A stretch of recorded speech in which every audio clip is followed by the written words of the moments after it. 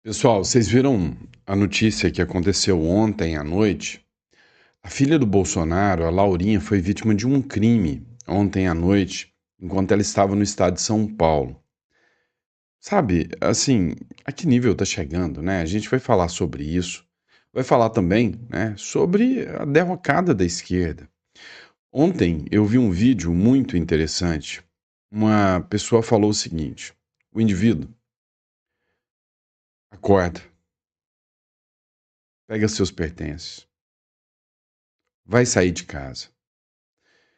Tem que dar vários giros na porta, abrir o cadeado, passar para o lado de fora, olhar se está tudo seguro, tranca a porta, dá vários giros de segurança, tranca o cadeado, vai até o portão, destranca o cadeado, destranca a fechadura com vários giros, tranca de novo a fechadura com vários giros, tranca o cadeado, dá umas 3, 4 olhadas para o lado, entra no carro, sai, chega na urna e vota no Lula.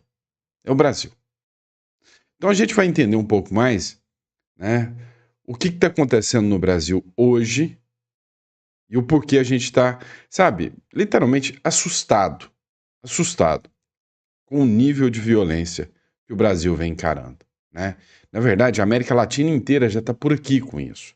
E essa vai ser a derrocada da esquerda. Pode ter certeza que a esquerda está em desespero porque o Donald Trump combatendo o crime organizado, combatendo o narcotráfico, meu amigo, meu amigo, o jogo vai virar.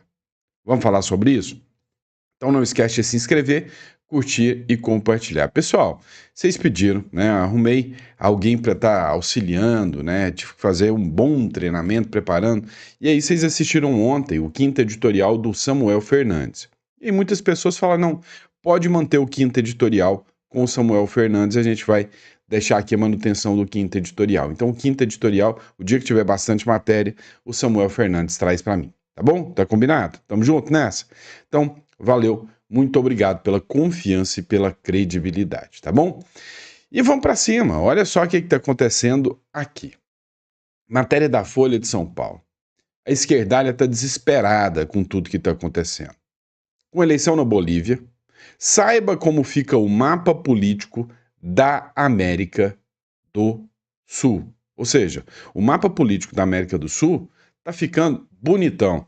Aquele vermelho esquisito está indo embora e está dando uma nova roupagem, um mar azul, né, de possibilidades. Olha só, o mapa atual já é esse aqui, mas vai desavermelhar mais. Hoje nós temos como países de direita o Equador, Daniel Noboa, temos o Peru, né, que é o novo presidente que entrou agora. Temos também o Javier Milei na Argentina, o José Heri, né, do Peru, e o Rodrigo Paes, da Bolívia, que entrou agora. Ou seja, o jogo, né, tá bem interessante. O jogo tá mudando, tá mudando. Agora, nós vamos ter mudança logo no Chile, isso é fato. O Chile é questão de tempo, tá, pra gente ter mudança. E na Colômbia também. Na Colômbia tem um certo Bukele colombiano que pode chegar e mudar a regra do jogo. E os da esquerda que estão lá já estão, né, com a batata assando. Tem o Nicolás Maduro, da Venezuela, tem o Irfan Ali, que é o presidente da Guiana, que logo já está guinando, né, a um centro saindo da esquerda. O Boric já está com os dias contados. O Petro, esse, né, tem que sair o mais rápido possível. Lula, idem. O Yamandu Orsi, do Uruguai, que está lá.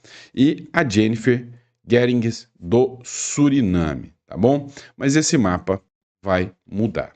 Agora, para o Maduro, a situação não está nada fácil. Olha esse vídeo aqui que eu coloquei para vocês do Ivan Kleber. Ou seja, o Maduro já está na linha fronteiriça para cair. Observa aí.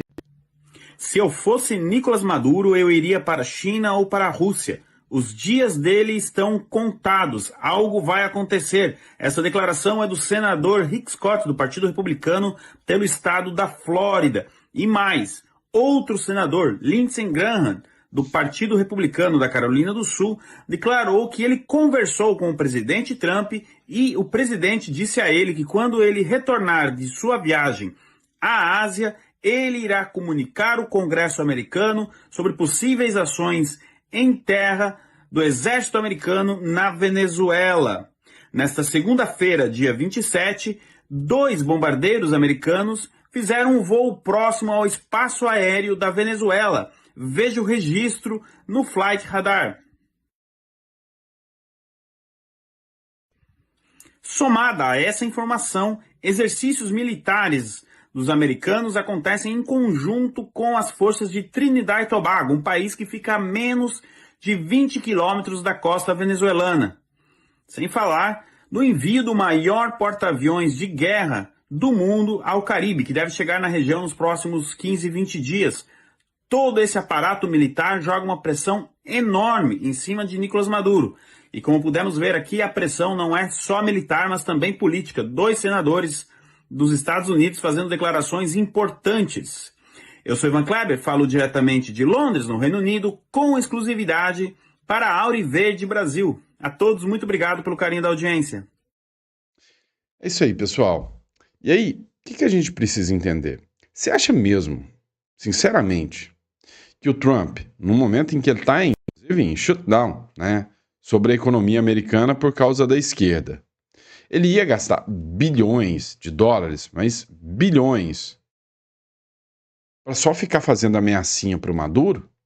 E você acha que ele usa um aparato militar tão grande quanto esse, se não for para entender que, se for preciso guerrear contra a América do Sul, em peso, se tiver que ir contra Brasil, Colômbia, ele vai.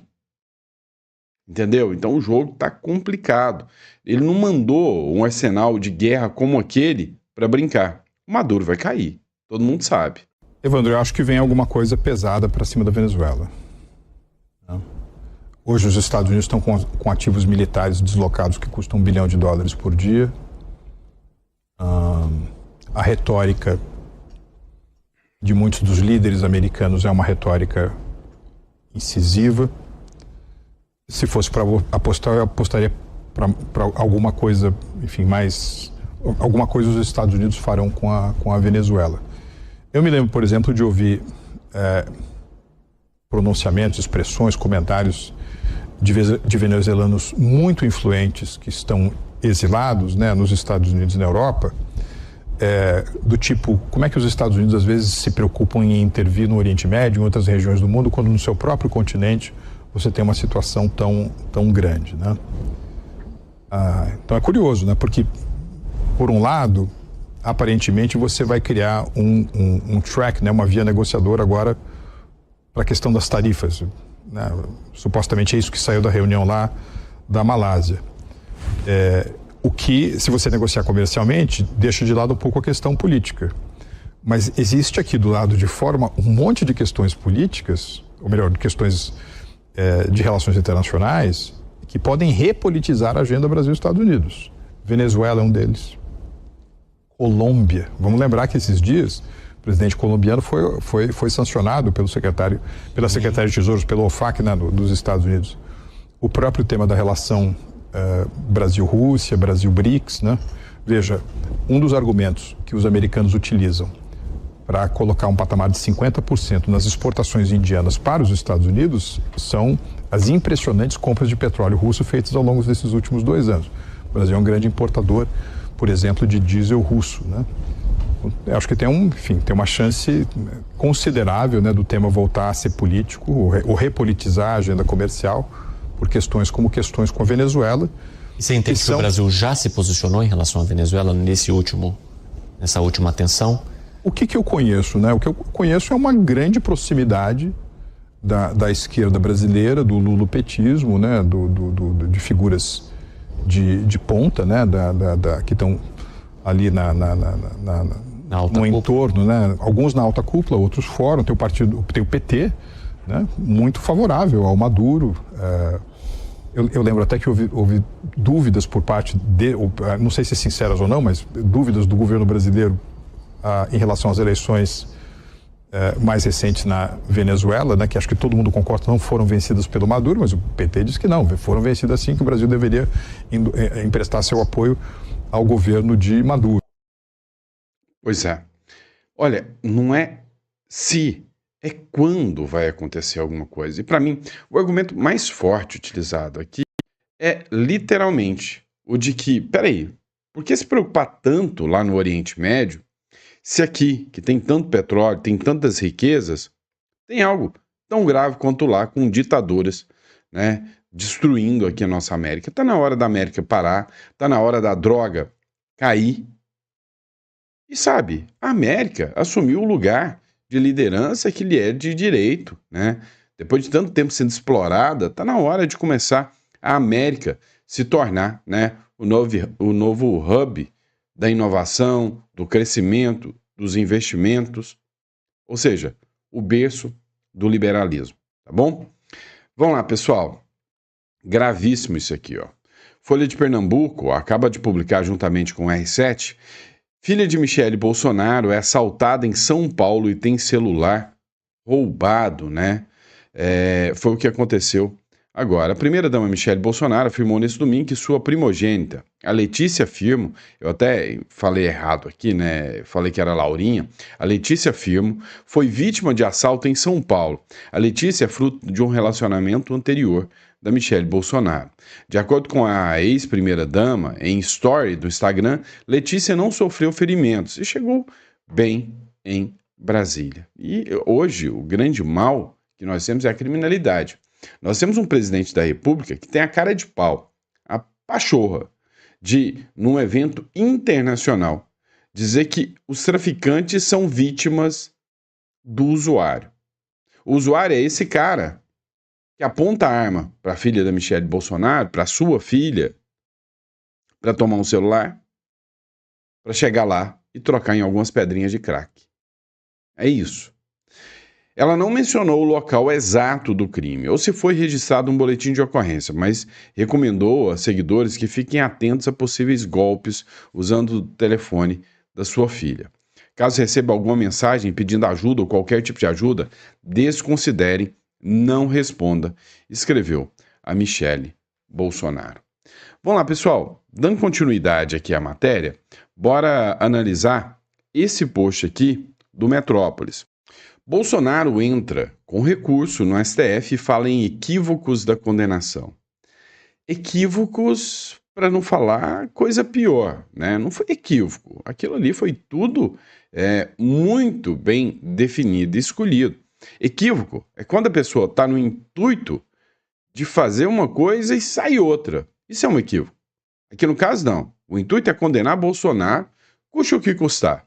E o que saiu foi a condenação do Bolsonaro, né? Custe o que custar. Ele entrou com embargo de declaração, pedindo, né, aí uma revisão do seu processo. Olha só, hoje, o que paira, o limbo que paira na cabeça de todos nós brasileiros é se o governo lulopetista vai se perpetuar no poder ou não. Qual o grande problema que nós temos hoje, né, no lulopetismo? O primeiro é o seguinte: estão jogando sozinhos. A direita está mais atordoada, tá uma barata tonta. Não tem um nome, não tem uma definição, todo mundo brigando entre si, um monte de nome, tem muito cacique para pouco índio. Vamos falar a verdade. Porque tem uma vaga à presidência e tem 500 da direita querendo ser aí. Tem até influenciador aí, com alguns seguidores querendo ser candidato a presidente, achando que tem potencial para tanto. Né? Vocês sabem que é loucura. Então, eles estão jogando sozinhos. Só que eles estão jogando sozinhos com como se diz, com um aparato, com a máquina do seu lado. É como você disputar uma corrida, você está a pé e o cara está de bicicleta. Não quer dizer que não dá para você ganhar, mas você vai ter que ralar muito mais. Hoje a esquerda está com a máquina no poder. Então o Lula vai dar bolsa, morador de rua, vai dar bolsa isso, vai dar bolsa aquilo, vai dar gás, vai ter energia de graça. O Brasil vai virar uma Nárnia em 2026 para virar um inferno em 2027. O Rogério Marinho, que para mim hoje é um dos senadores que eu creio um dos mais coerentes, sensatos, ele trouxe uma fala de acalento, que Lula vai perder as eleições.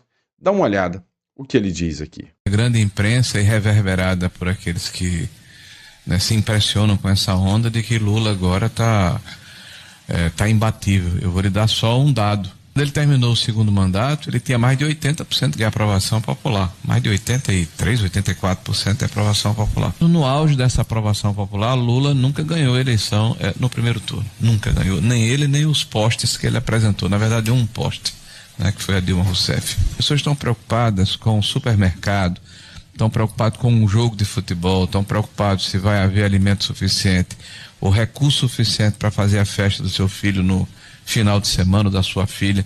Senador, então nós estamos vivendo um momento em que é fato de que o presidente Lula recupera um pouco a sua popularidade, mas ele está empatado com a sua impopularidade, a sua aprovação e reprovação são iguais, ele não tem nada de imbatível e vai perder as eleições, ele é mercadoria vencida e eu não tenho dúvida que o povo brasileiro vai dar a resposta oportunamente em 2026.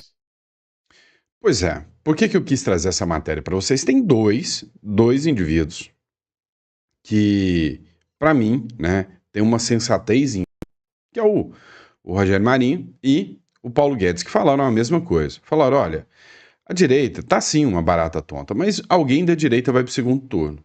E a hora que chegar no segundo turno, todo mundo vai se unir. E aí, será que a esquerda tem força para encarar uma pancadaria dessa da direita? A esquerda não tem. Uma onda conservadora está tomando conta da América toda. Então, não faz o menor sentido. Não faz o menor sentido acreditar que eles têm a mínima chance de vencer a direita. Bora lá, pessoal, dando continuidade aqui, matéria do Estado de Minas, O que o PL, Partido Liberal, Partido do Bolsonaro, pensa sobre o futuro político do Eduardo Bolsonaro? O PL vê Eduardo Bolsonaro como responsabilidade do próprio Bolsonaro, do pai, a quem caberá decidir o caminho do deputado em 2026. Então, segundo a entrevista que foi dada pelo Valdemar da Costa Neto, o próprio Valdemar da Costa Neto disse que o Eduardo Bolsonaro ele terá o caminho que o pai definir. Se o pai falar que ele é o candidato a presidente, ele será o candidato a presidente do PL. Se falar que não, ele não será. Mas o Valdemar da Costa Neto já deixou muito claro que o Eduardo, para ele, não é a figura que ele gostaria. Talvez o Flávio. Você tem que entender o seguinte, dentro da política, o sistema odeia que você não pense como ele, não seja subordinado a ele.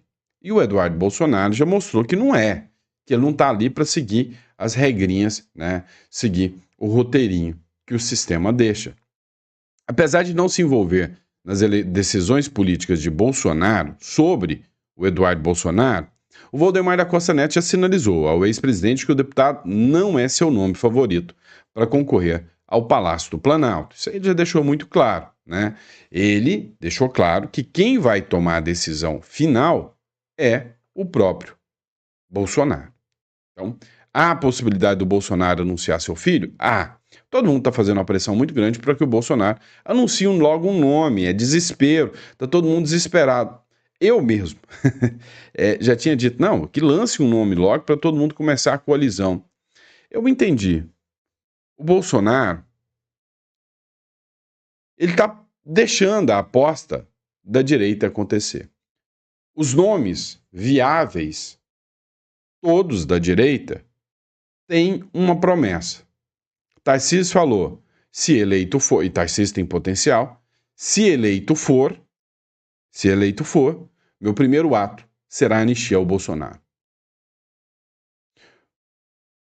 O Caiado disse que, se for eleito, o primeiro ato dele será anistia ao Bolsonaro. O Zema diz que apoia a anistia ao Bolsonaro. O Ratinho Júnior não se manifestou ainda.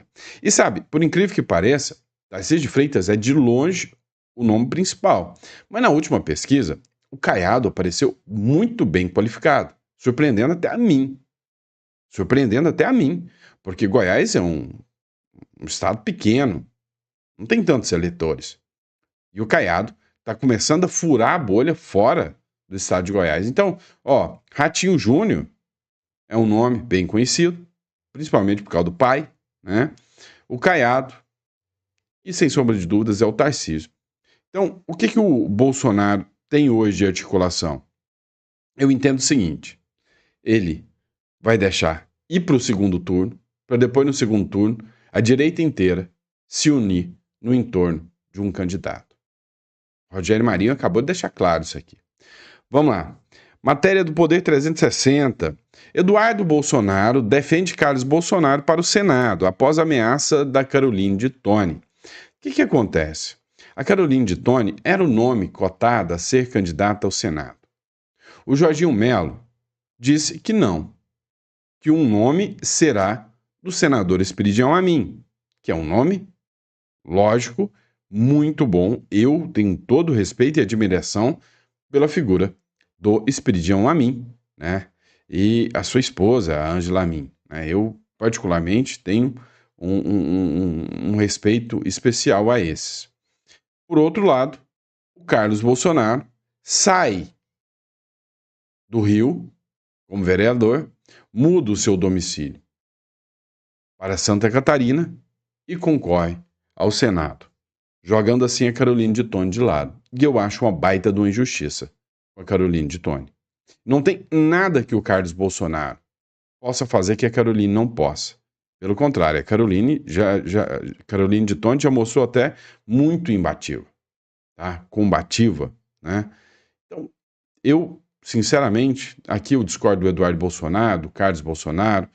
Eduardo defende Carlos Bolsonaro para Senado após a ameaça de Toni. O deputado diz que sucessores costumam ser os filhos dos fundadores, em referência a Jair Bolsonaro. A congressista afirmou que deixará o PL se não for candidato por Santa Catarina. Eu apoio a de Toni aqui, tá? Acho que ela tá certinha de deixar mesmo. E essa de, os sucessores têm que ser o filho, lá na Coreia do Norte é assim. Então, não, eu não concordo com o Carlos Bolsonaro tirando a Caroline de Toni, tá? A Caroline de Toni ganha as eleições com o apoio de todo mundo. Então, acho sacanagem que fizeram com ela. Não é estratégia de quem quer o melhor para o país, escreveu Eduardo Bolsonaro sobre a disputa entre Carol de Toni e o Carlos Bolsonaro. Discordo mais uma vez, tá? Discordo mais uma vez. O deputado federal Eduardo Bolsonaro declarou apoio à candidatura do seu irmão, Carlos Bolsonaro, vereador do Rio de Janeiro ao Senado por Santa Catarina em 2026. A publicação foi feita no domingo, depois da deputada federal Carol de Toni ameaçar abandonar o partido caso seja excluído da chapa de Casa Alta. Isso aqui é uma briga por cargo. Isso aqui não tem nada a ver com o país.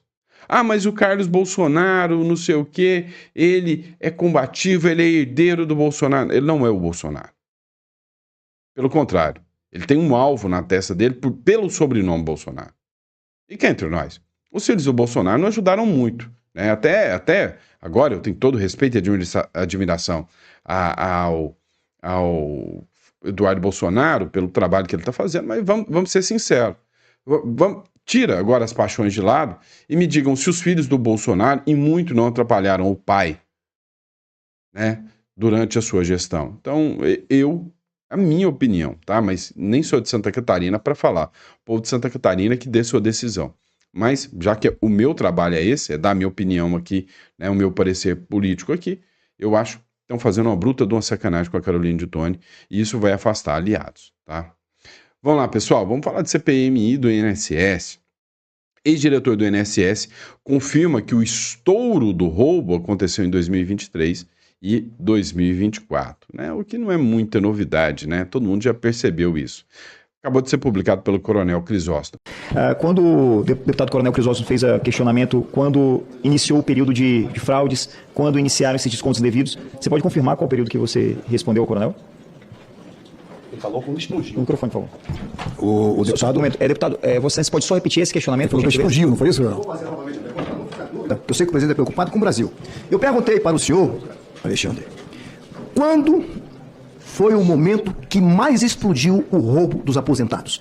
Aí a resposta que eu entendi. Diante do gráfico aqui apresentado, a gente viu um crescimento bastante exponencial, final de 23 e diante. Pronto, está explicado. Houve crescimento 22, 23, Está explicado, excelência. No governo Lula!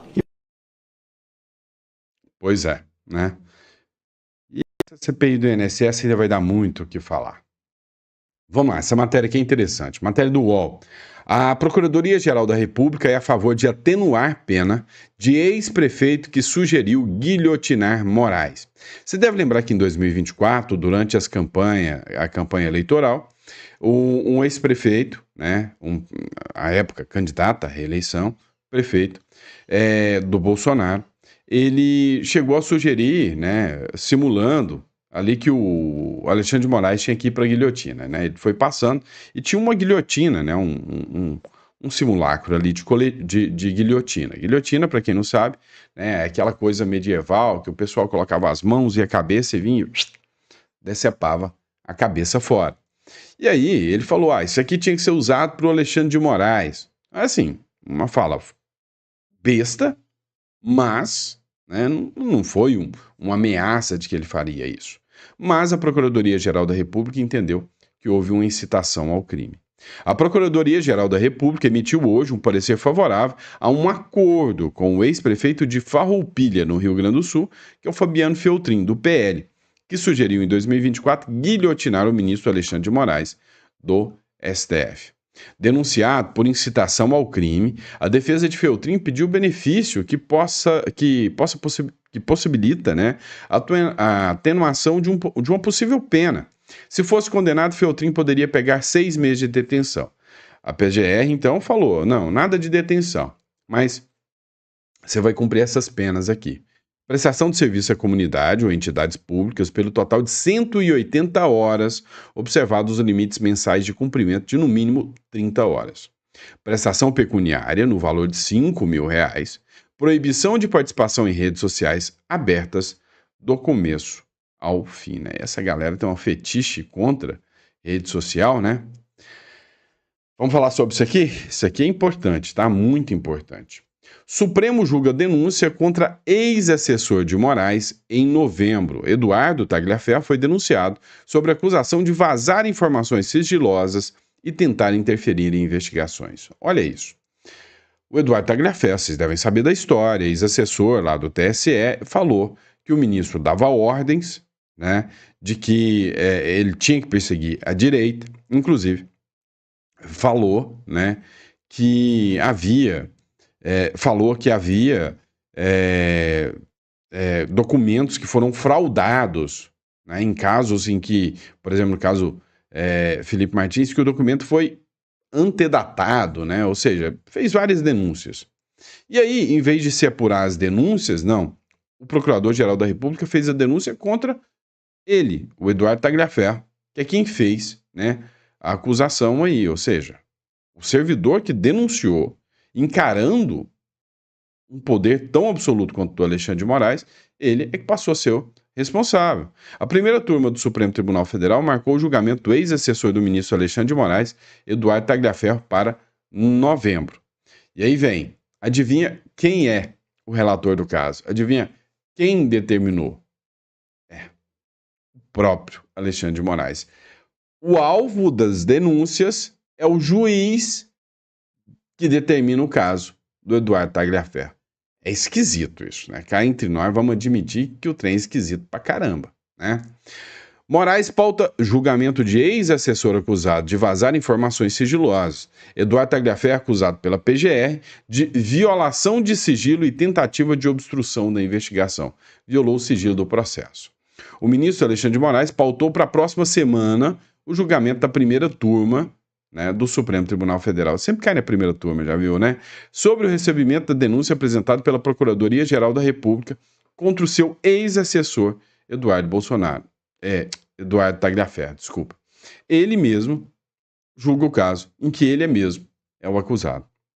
A análise começará no dia 7 de novembro, com prazo final para a inclusão dos votos no sistema eletrônico de votação, até o dia 14. Além de Moraes, que é o relator do caso, participam do julgamento os ministros Carmen Lúcia, Cristiano Zanin e Flávio Dino. Todos que amam de paixão a esquerda, né? A direita, né? Amam de paixão.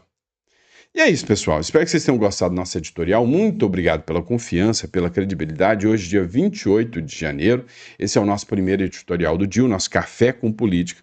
E a gente volta daqui a pouquinho, né? A gente traz essas matérias, traz mais conteúdo para vocês. Fechado? Grande abraço, fiquem com Deus e até a próxima. Ah, detalhe.